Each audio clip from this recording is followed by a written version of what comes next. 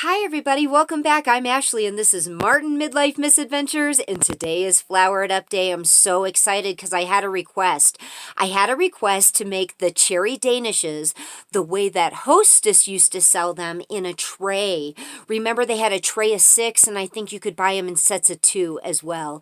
And it was a soft Danish filled with cherry filling and a lot of drizzle on top of a powdered sugar frosting. Anyway, I have a recipe for this. I love this, and you can use any flavor for this. It doesn't have to be cherry. We're going to use this cherry pie filling because I know most of us have this in our pantry because it's available at Dollar Tree for $1.25 still, guys. Get you some of this because it's still a great deal. But remember, any flavor will do. And I have to discuss one more thing, guys. When you're making sweet doughs, especially in pizza doughs, you got to knead it. There's no way to get away from kneading it. Everyone wants the quick, no-knead recipes, but if you want fluffy Danish, you really got to put some time into it, and you've got to knead it. And the biggest mistake people make when kneading dough, if they're not familiar with it, is they think that the dough is too wet, and they start adding more flour. Even if you start adding a tablespoon at a time when you shouldn't be, it can completely ruin the product, okay? My advice is, if you're doing sweet doughs, you knead that dough for at least 10 minutes before you decide you need to add more flour to it. And I know it's hard to believe that it can be so sticky and so wet and come together, but it does. And that is kind of the magical thing about flour. Are you ready to make these cherry danishes? Let's get started. All right, friends, we have a lot of ingredients, but they're for a couple different things, okay? For the actual rolls themselves, we're going to need flour, active dry yeast. We're only going to be using about 1.5 teaspoons of yeast, so if you use a packet, measure it out and save the rest of the yeast because these packets contain roughly 2.5 teaspoons of yeast. This is yeast back here. I just wanted to put that there to let you know. So we've got our flour, our yeast, water, salt, sugar, and butter, okay? That's for the bread portion. Our filling, we're just going to use this Mother's Made cherry filling. And for the glaze on top, you're going to need some powdered sugar, a little bit of vanilla, a couple drops of milk, no kidding. And if you wanted to, you could put a couple drops of lemon or lime juice in it. But that is it. We're going to start by getting the flour measured and the yeast blooming. All right, friends, we've got to get our yeast blooming. I've got 3/4 a cup of slightly warm water. Do not let it get over 105 degrees. I'm going to add my 4 tablespoons of sugar to my water. And then we're going to put our yeast inside of that. We're going to do about a heaping teaspoon right in there like that. That's all you need. Stir it up.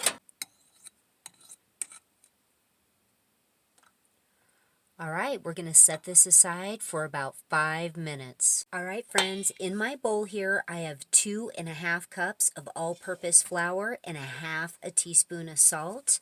I'm just going to give it a little stir so we can get that all mixed in. Then I'm going to take our yeast mixture, and we're going to pour that right in the center. Make sure you use your spatula and get all that sugar because we are making a sweet dough. Now, take your spatula and let's just get it all incorporated.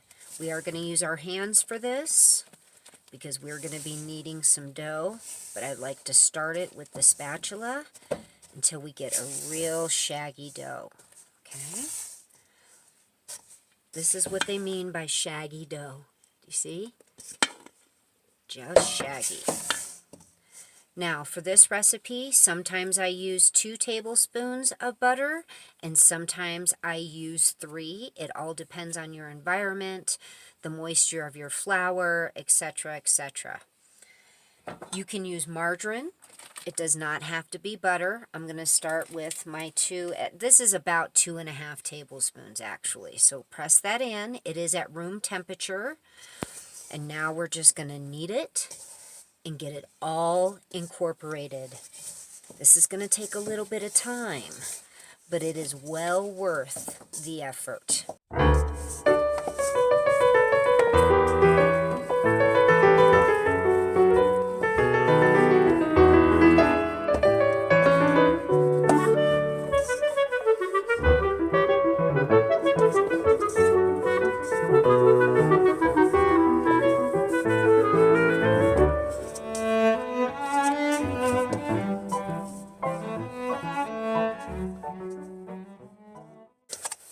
And after 9 minutes, I kneaded this for 9 minutes. See, it's not sticking anymore. That's what it takes. And let me tell you, this is some beautiful dough. See, I can grab it. It's not sticking. So what we want to do is make a nice little ball. Nice little ball. We're not going to oil it or anything like that. Set it back in here. We're going to cover it, stick it in a warm place for anywhere from 30 minutes to an hour. We're looking for this to double in size. All right, I think we are doubled in size. Yay. We should not need any flour for this. Gather it up. Just fold it a couple times. Get a nice ball. Going to flatten it out a little. You're going to need a rolling pin. And we're going to start rolling. There's lots of air bubbles in this. That's a good sign. You'll hear little squeaky sounds. Let's flip it.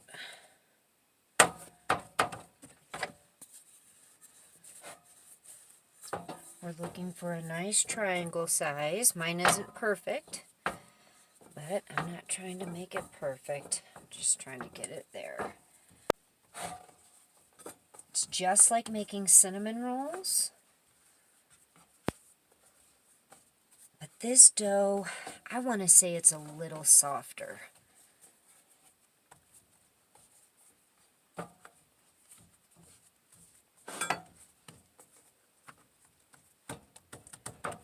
All right, there we go. We have a nice surface. We're going to get our can, our entire can of cherries. Dump them on. Okay, and I would say this is about 18 inches, not quite 2 feet. Spread it out just a little bit, and then get a container. We're going to pick out, I'm only making 8 rolls out of this. You could certainly make them smaller, but I want to pull out 8 cherries. There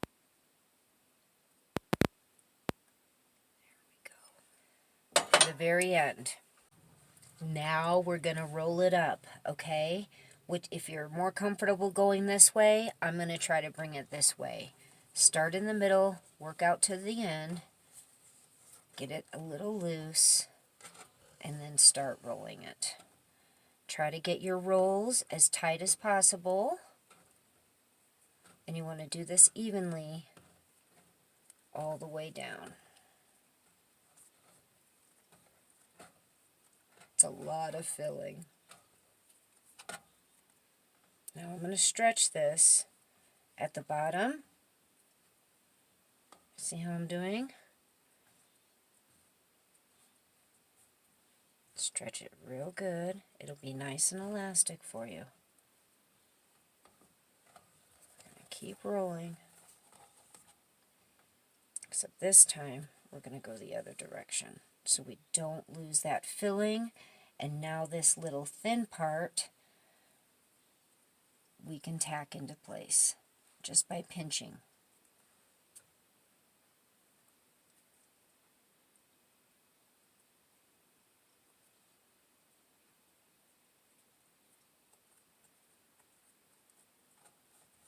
Can you see that? I'm just grabbing it and kind of pinching it over. I am going to turn this over and cut it from the other side because I want to check it out, make sure everything's okay, kind of straighten out your ends. Ends tend to get smaller and have less filling. You can squeeze it a little, but really try to even them out. Like I said, we're going to cut this into 8 pieces. Let me see here. Maybe I won't flip it. Maybe we'll cut it just like that.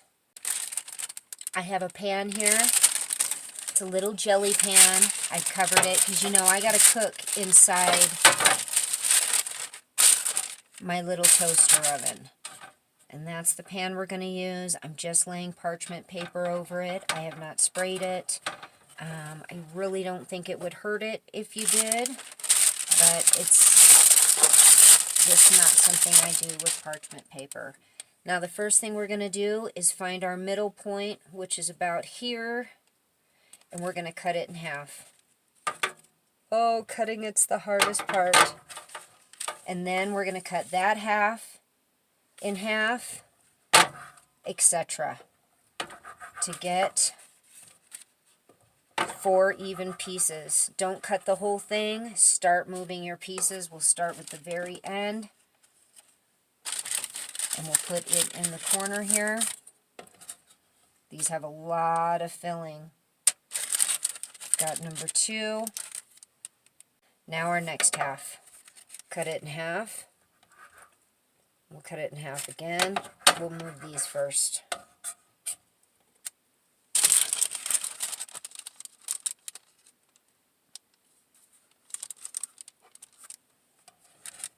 All right, preheat your oven now to 350 degrees. I'm just going to lightly cover this with some parchment paper, and we're going to let it sit for 10 minutes. All right, our 10 minutes is up. They have definitely gotten a little bigger. And the last step, and it's optional, but this makes them be less dry. And don't worry about this glaze and this mess, because ultimately they are completely covered with glaze, just like the Hostess kind. So I have just a little milk here, and I'm going to brush liberally some milk on these rolls, okay? Into the oven we go, and we will start checking them at about the 12-minute mark, but I think they're going to take at least 15 minutes, anywhere between 15 and 25. All right, in this cup, I've added roughly a cup of powdered sugar. I measured it out of here. We've got a cup of powdered sugar. Always keep it nearby, because if you end up adding too much liquid, you're going to want to thicken it up. To that, I'm going to add, probably about a 1/4 teaspoon of vanilla. And I'm going to start by adding about a teaspoon of milk. And start stirring it.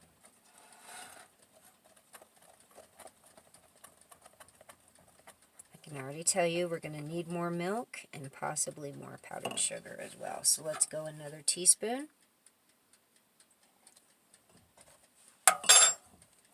Now I just have a teeny tiny, maybe a 1/4, not even a 1/4 teaspoon, just to thin it down a little bit. And we might have to do it again because we're waiting for those rolls to be finished. But that's it, okay? That's your drizzle. We are at the 20-minute mark, and I do believe we are done. Ding! Let's pull these out. Oh my goodness. Would you look at that? Oh, these are going to be fantastic. Now, what I do is, the second they come out, when they're super hot, I take half of the glaze and I start drizzling it all over. See how it clumped on that one in the beginning? So I guess we'll kind of try to mimic that.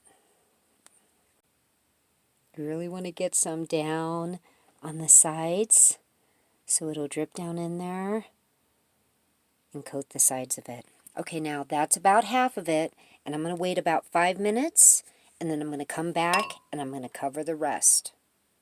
Okay, this is our last spoonful. So let's find some exposed areas. Look at this.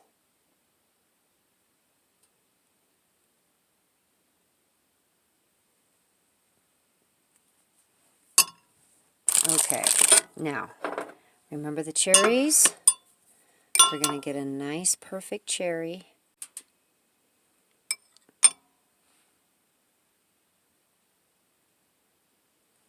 Would you look at that? Don't they look delicious? Now we are going to let them cool down quite a bit before I cut one out. We will do a taste test, but oh, if you could smell this kitchenette. Trying to be very gentle. I don't want to ruin it. Oh, there we go.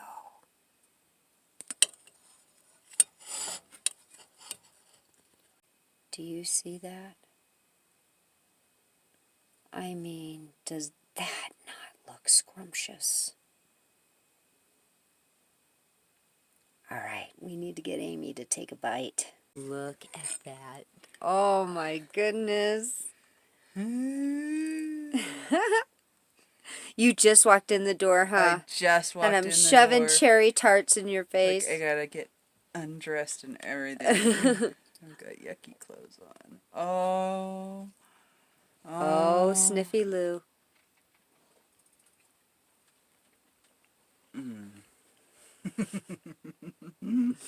You're amazing. Isn't that a treat? Oh, thank you. That is so good. Can I turn it so they can see inside? Look at that. Oh, let's so let it good. Look at that. Oh, it is. Oh my gosh, that is so good. All right, friends, there's not much I can say except, remember what I said about the kneading? 9 minutes. 9 minutes, and it finally came together and it happens like in an instant. It's so cool. So keep going with that kneading. Do not dry out your dough by adding more flour. 99.99% of the time, it is not necessary. I'm not going to say much about the Danishes because I think it's pretty obvious just by looking at them. They are delicious, they are fluffy, and I really think it's going to satisfy that want, need, or desire for those little Hostess Danishes that they sold, but these are even better. All right, everybody, we're going to keep flouring it up, and creators, make a video, okay? Put the hashtag flour it up in it, tag us in your video, and we will be happy to add you to the Flour It Up playlist. We're trying to get people to start thinking outside of the box. What are the things that you love to buy that are pre-made in the store that are made of flour? Let's learn how to make them at home, all right? That kind of thing. Controlling the ingredients that are going in our food. Making a loaf of bread with 5 ingredients versus the 20 ingredients that are in it when you buy it at the store. I think you're getting the point. Make those videos so we can all learn together. Thank you all so much for your continued support and love. We love you all so much. Give us a thumbs up, like, share, and subscribe, and we're going to be talking to you really soon. God bless you.